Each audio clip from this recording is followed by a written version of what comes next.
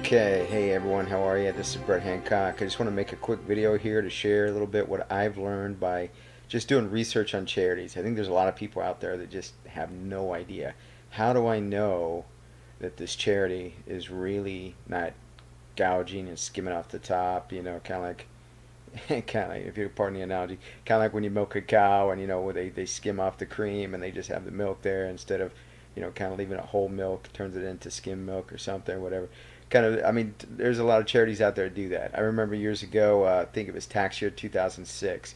I was helping March of Dimes for a number of years, and when this was probably 2007, 2008, and so that's what they had on the website. That's what they had available for information. It was the latest tax year of 2006. And so when I did the numbers, crunched the numbers, I looked at the income statement, looked at the different things, which I'm not going to get into that so much in this video. We're going to just look at what I think is very important to me personally, is looking at the compensation for the top executives of the company. That says a lot with respect to what Jesus taught. Now, if I was just a worldly person, want to do a charity, and I look and say, oh, the CEO's making $150,000, that's not bad, or he's making $100,000, that's not bad. But when you well, for me, I can just say this: when I really got a hold of what Jesus was teaching and what Christianity really looks like, there should be no Christian that is working for a charitable organization to help those that are suffering, orphans, widows, poor, whatever, that are making a six-figure salary. I mean, that's wicked. That is just wicked. And so you may have your different opinions about that. Stay tuned to this channel if you're interested. Stay tuned to this channel.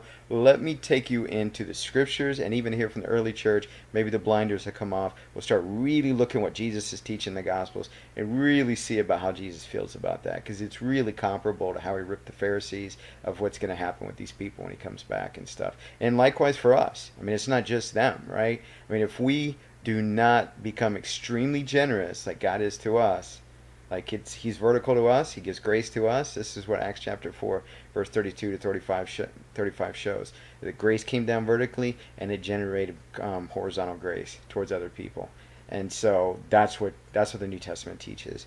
And so anyway, years ago, going back to my story, 2006 was the tax year. I was looking at March of Dimes, and back then I was looking more at, okay, what's the ratio of the actual incoming revenue, sales, all that kind of stuff that's rated on that shows on the income statement, versus how much is actually, being used, in looking at the expenses and everything, salaries, everything, versus how much is actually going to the advertised purpose of that organization. And when I saw that less than 17% of that money for the March of Dimes in 2006 tax year, I was like, okay, I'm done with March of Dimes. And so it's been a learning experience ever since then, because it's just been a snowball effect of me getting more and more aggressive about helping charities and helping those in need, orphans. I mean, personally tied into a lot of blessed missionaries in Uganda and Kenya. And so anyway, this is just an intro, but let me get into it. Let me show you what I do, and I hope it helps you. All right, God bless you. Okay, folks, let's get into it. So I just figured I would start out with Voice of the Martyrs. I figured, hey, I've kind of helped them a little bit. Let me take a look at them. I was disappointed when I look at their website. If you go to the section, their menu, and you kind of get to where it says financial accountability, that's where we're at. I scroll down through here, and I don't see anywhere. I see the audited financial statements. Now, in case you don't know the difference between a financial statement and an audited financial statement, an audited financial statement is a little bit more trustworthy, because there's an accredited CPA organization out there that is doing tax sort of stuff or whatever, to where they're actually checking this stuff out and validating what they claim is correct. They're not getting into the mechanics of, hey, hey, you're doing your numbers or whatever. It's just, do you claim what you say you're doing? Are you doing it, kind of thing. So it's kind of a validated sort of authentication that, hey, they're doing what they say they're doing. And there's nowhere in here, I mean, I looked at this letter, there's no reported, IRS tax form, 990. That's the form that is going to really be very telling about what's going on. Now, you can look at these in financial statements, in case you're not aware, if you've ever heard of, maybe an annual report. An annual report is kind of a dumbed down, pardon the expression, consolidation, conflation of the financial statements, presented in a way, presented to the layman. It's not someone you have to be like really like somebody that's familiar with accounting and financial statements or whatever to really get that. It's not that difficult. But anyway, these are the actual financial statements. It's not the annual report, but so they have the information. It's pretty good. But here's an organization that Charity Navigator. They're very helpful. One of the interests for me, I mean, it's real easy to create a login. You get more information if you actually register with the site. And so here, I'm going to use it for this to actually get access to the Form 990s. So they have that information. They're able to get that information, and then we could take a look at it. So you just type in here in the charity search box. I just type in the name, and make sure you go to the website. Make sure the location is correct. You don't get the wrong one, right? And so we looked. I clicked on that one already. So now we're going to take a look. Let's see. These are the Form 990s. Okay, so that'd be a different one. We're going to get to that in a second. Okay, so here's a couple different sources. One of them was Charity Navigator. This one here, is it this one? Yeah, this one here I got from a different source, but I was just kind of comparing. They're basically saying the same thing. So if we start at the top, let's see, that's page 7 on my PDF file here. So yeah, Form 990, Voice of the Martyrs, Inc., right? Name of organization, make sure the address, everything, Bartlesville, Oklahoma. That's what we're talking about right here. Now this here, James E. Dow, if you don't know who that is, well, you could just click on Google and go, Voice of the Martyrs, James Dow. That's what I did, right? And then Google will tell you, oh, James Dow, yeah, Voice of the Martyrs. Oh, that's the Chief Operations Officer, right? Kind of, that's what we're seeing right here. Yeah, so, and then as you get into looking at the actual, let's get back here to Voice of the Martyrs. When you get into looking at this, you'll see James E. Dow. James E. Dow is the president. This particular tax year, let's see, again, page 7. We'll come back to this page. Looking at the top, this was tax year 2011. So in tax year 2011, he was reported as the president, right? And we're going to look at a few. This is 2012. Let's see, 2013. So we see a little bit of change here. But anyway, 2011, let's scroll down. One of the key things that I'm interested in looking at, I mean, yeah, I can look. There's a lot of things you can look at. When it comes to looking at, what they would call the balance sheet, which is basically where you're looking at the consideration, the balance, almost like a teeter-totter, of the balance of the assets, which is the actual physical, tangible things you can touch, whether it's, equipment or buildings or land or, desks,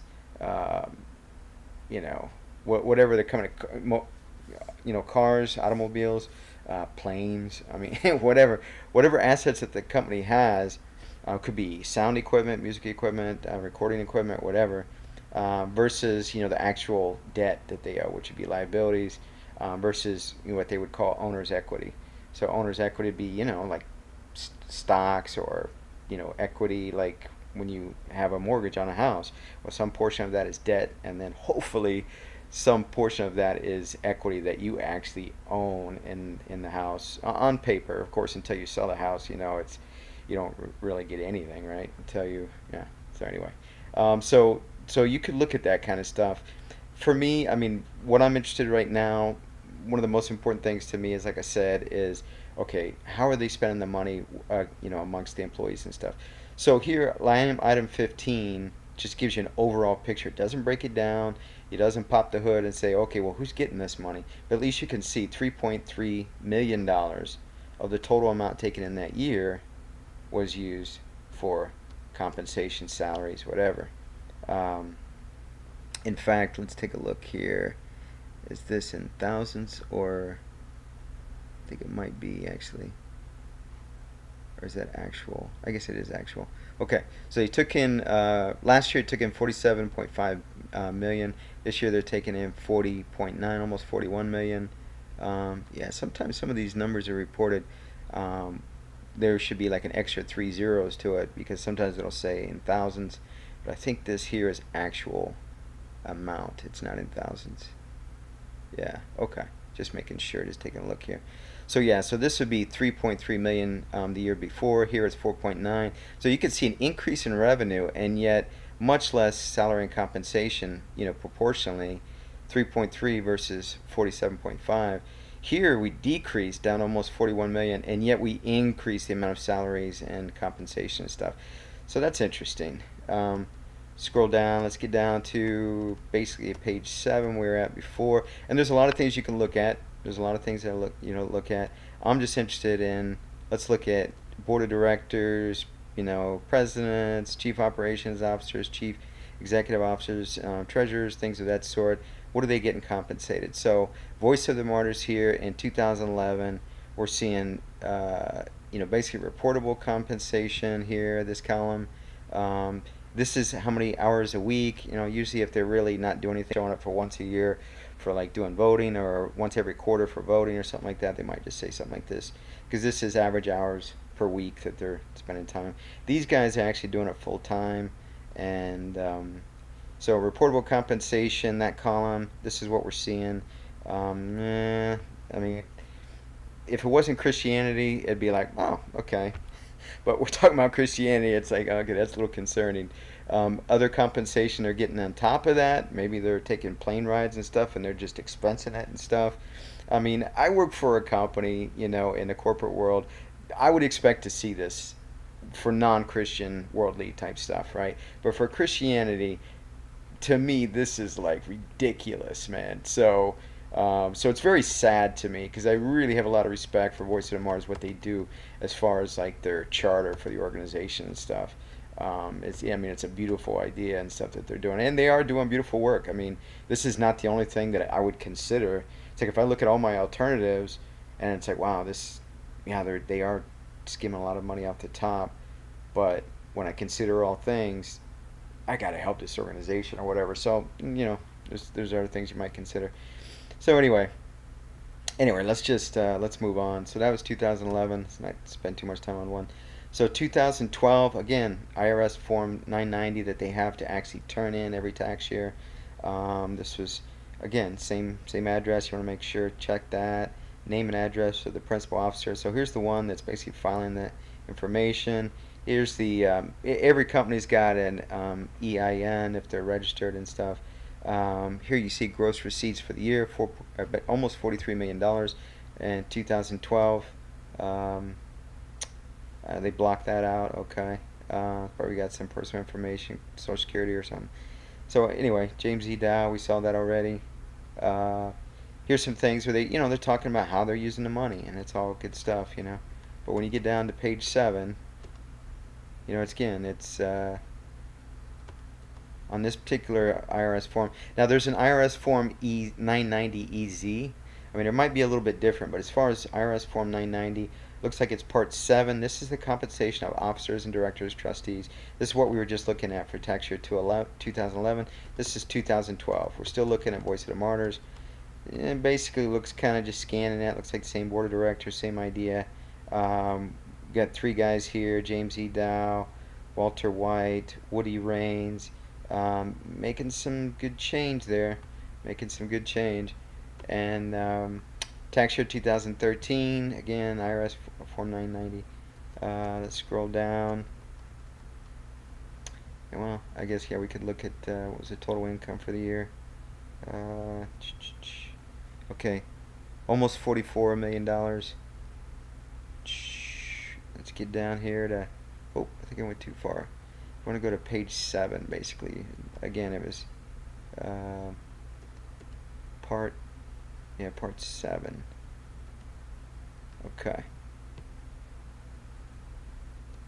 Okay, so board of directors not making anything. Now these 2 guys, now it's just 2 this year instead of 3, so that's good. Still taking in a chunk of change. Tax year 2013, it's taking in like $157,000, $158,000. Here's almost $100,000 for the treasurer. These 2 guys right here. If you go to the next page, okay, there's nobody left there still. Again, same part 4. So anyway, so that was Voice of the Martyrs. Let's see, and I think this is let's see, tax year 2013, but I got this from a different source. We can basically see, I think the numbers basically look the same. Yeah, same numbers. They should be the same numbers. It better be the same numbers. So now we'll look at another one, Convoy of Hope. Now Voice of the Martyrs look really good compared to this organization. A blessed sister contacted me here recently, and she says, "Hey, my pastor's really talking about Convoy of Hope. He's taking collections for him, whatever. What do you think about this organization?" So I took a look at it, and I'm going to share with you what I see. And this is really, it's beyond sinful. It's like ridiculous. It's I don't even know how to characterize it. Anyway, this is where they're at, Springfield, Missouri area. You can look at what they do if you want to look into them, whatever. But again, using Charity Navigator, that's what gives me access to all that stuff. Now, according to accounting standards of the world and charity and all this kind of stuff, are they transparent and and all this kind of stuff? I mean, they rate them very highly, right? Now, this type of organization is not gonna look down on you in terms of ratings if you're making $500,000, because that's not what they're interested in. They're interested in, are you being honest, are you fully disclosing, are you this kind of stuff, whatever. And so they score them very highly. And so from that perspective, they're very happy with them. I mean, when you look at all this stuff that they're expecting, for full disclosure, that they're making available on the website, making available to them when they're asking, all this kind of stuff, and total disclosure. So $128 million that company pulled in, just gross revenue. That would, another word for revenue would be sales or whatever, but not in this type company, not in charity, but in a profit company they would call it sales, but in a charity they would just call it income or revenue, gross income. But so let's take a look. So here's what we're seeing for tax year 2015, Form 990. Hal Patterson, I think he's the president. We'll take a look. It should say $128 million here for gross receipts. Does it say that? $129.5 million. Okay. I mean, you see up there, Convoy of Hope, faith-based organization, looking for responding needs of the impoverished and stuff like that. And you can look at all that kind of stuff. Now we get down to page 7.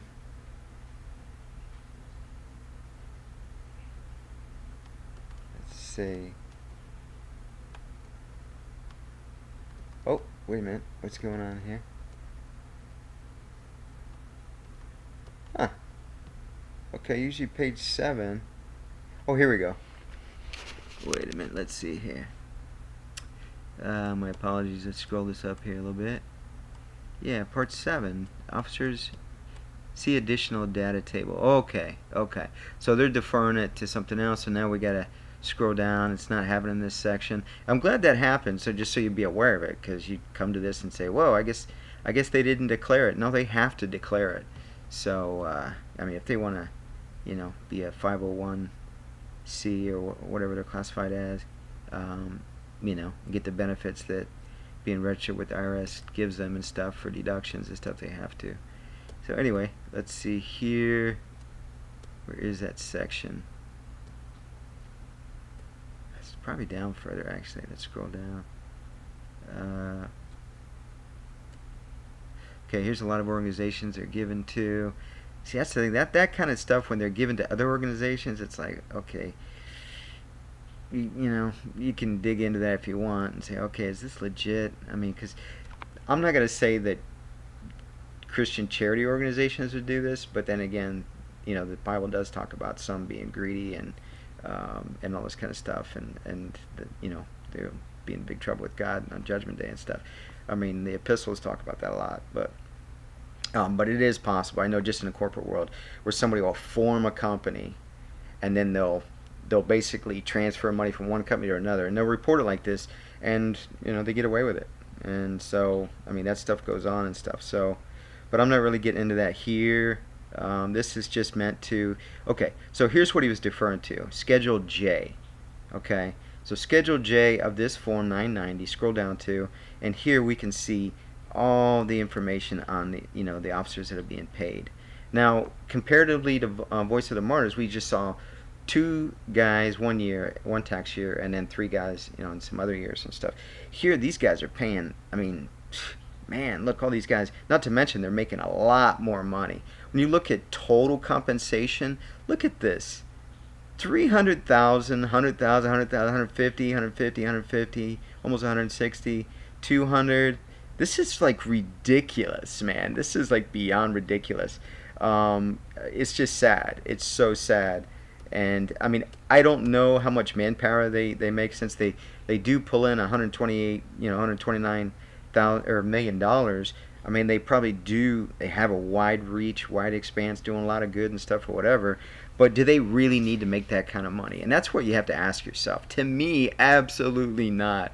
And if you stick around with me and I start getting into videos beyond some of the ones I've done, I've been focused on divorce and remarriage for a while, and I start looking at what Jesus teaches about the poor. And what did Jesus mean? To the measure of mercy you give to others, in that proportion will be measured back to you. Because that's basically, in the way it's stated, that's what he's saying, right? And that's just one statement of many. Not to mention what the apostles taught. They taught that, and we'll also look at the Greek, like pleonektes. I mean, how they translate that as either covetousness or greed, and how that's really falling short of what it's really saying. It's really talking about, when Jesus commands, it's a commandment not to store up treasures on earth, but to store up treasures in heaven. And how do you do that?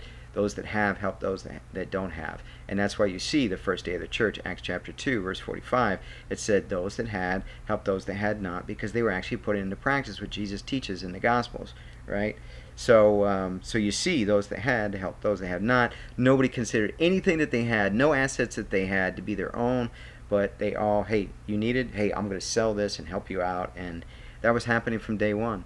And when you look at what Paul teaches, which is probably decades later, if not at least many years later, in 2 Corinthians chapter 8 and chapter 9, that's basically, he's really expounding and expanding and really unpacking what that little passage I just mentioned, Acts chapter 2, verse 45, is saying.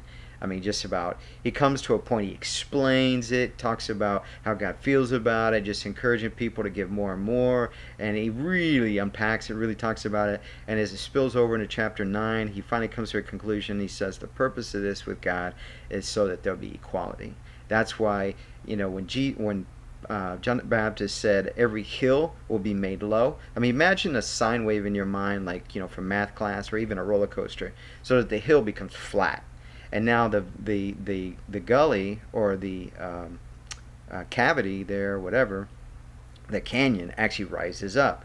So now everything is level playing field, right? That's what John the Baptist is saying. Every hill will be laid low, and every valley will be, lifted up. I forget how he stated it, but basically that's what the New Testament teaches. God wants everyone to be at equality. And that's what Paul, within like a chapter and a half, expounds on that and brings it to a summary conclusion in 2 Corinthians chapter 9 and stuff. He said, so that everyone will be at equality. That's the goal of God. That's when Christ came. It prophesied throughout the Old Testament, all the Old Testament prophets, all chastising Israel, prophet after prophet after prophet, giving him. So yeah, all the Old Testament prophets, I mean, they're just rebuking Israel. And prophet after prophet after prophet, they're just going through most of the major prophets. I think all the major prophets, most of the minor prophets. There's 12 minor prophets. There's like 3 or 4 major prophets. But Jeremiah, Isaiah, Hosea, Amos. I mean, they're all just spanking Israel, because Moses taught in the law of Moses, take care of the orphans, and God threatens if you not only hurt the orphans, but if you don't take care of them. I mean, the Old Testament has this stuff in there, and people, I don't even think most people are aware of this, the gravity of how he talks about the fatherless, the orphans, and the encouragement to take care of them, the blessings if you do, the threatens if you don't, all this kind of stuff. But orphans, taking care of the needy, those in need, those that have help those that don't have, all this kind of stuff. Not to mention, the prophecies about the Christ, many prophecies about the Christ, one of which we have recorded in the Gospels, where Jesus stands up after he's been baptized. He just finished being, tempted for 40 days, 40 nights, overcame, and, defeated Satan in the desert. He overcame his temptations, and, he stands up on the Sabbath and unrolls the scroll. and starts reading from Isaiah 61. The Spirit of the Lord has made me the Christ, the Christos, the Anointed One, has anointed me to preach the gospel, preach the good news, preach the gospel to the poor. This is why you see in Luke chapter 6, blessed are the poor, for theirs is the kingdom of heaven. Woe to you who are rich, for you've already received your comfort. And then he says, blessed are the poor, or the Spirit of the Lord has anointed me. He's reading there in Luke chapter 4. I think some of the other Gospels recorded as well. But it's a prophecy from Isaiah. He says, that God has anointed me, the Christ, to preach the gospel to the poor, to heal the brokenhearted, the lame, the blind, the deaf, all these things. And so these sort of prophecies about Christ, that he would be the one to finally, since all these knuckleheaded Israelis would not, repent, and so that he was going to come and he was going to change that.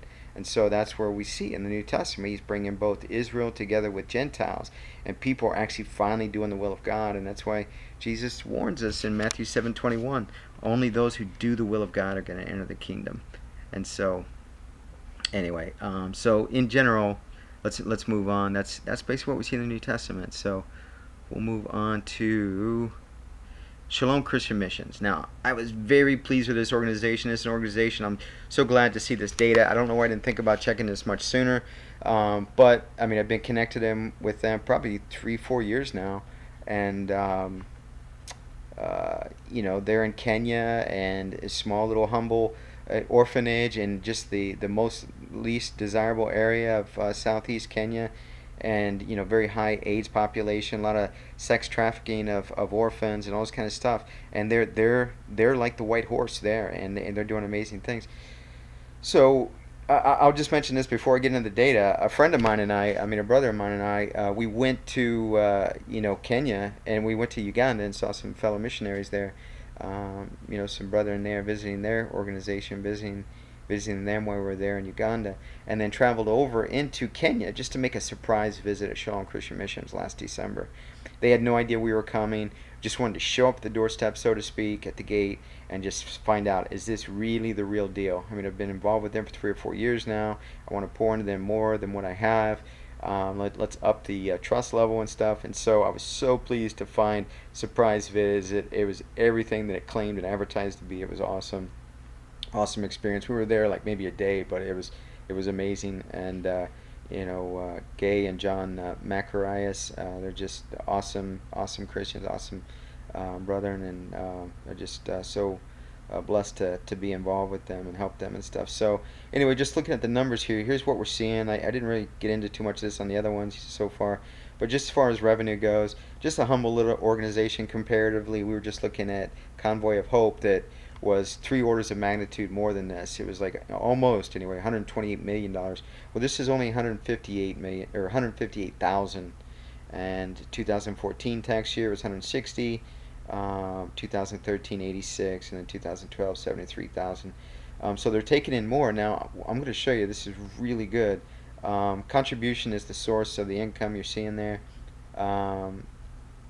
Let's look at the numbers for 2015. I was very pleased to see this.